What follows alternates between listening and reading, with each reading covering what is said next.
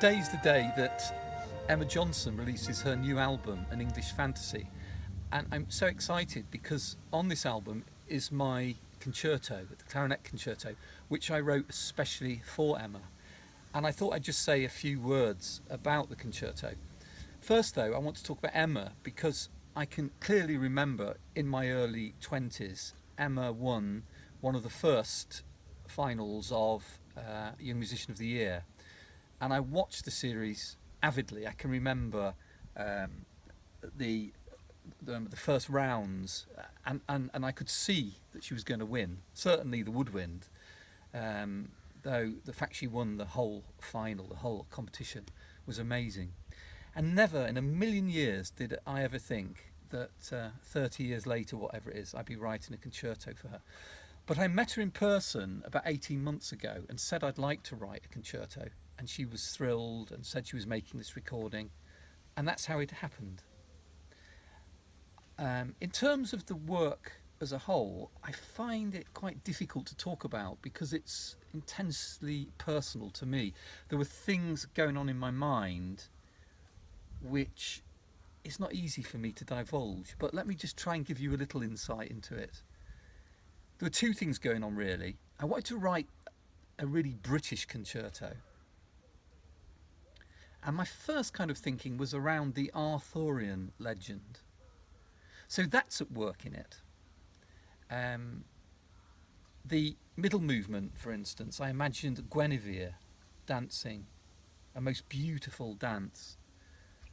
But also, as those of you who know my music probably realise, I can't really write without bringing in the Christian faith because it's what imbues my whole life and work.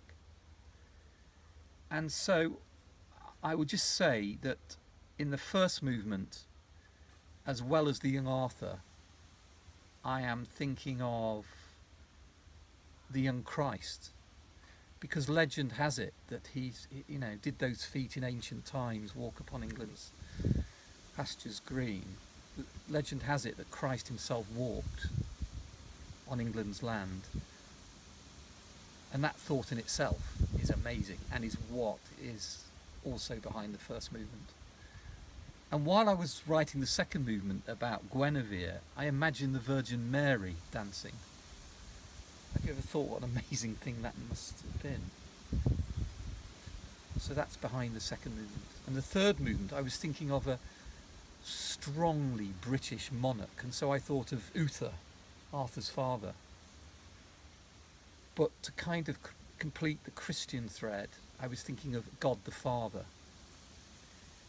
And finally, I'll just say that a phrase from Psalm 110 came into my mind as I wrote the last movement. Sit thou at my right hand until I make thine enemies my footstool. And that is God speaking to the young Christ. And thereby the third movement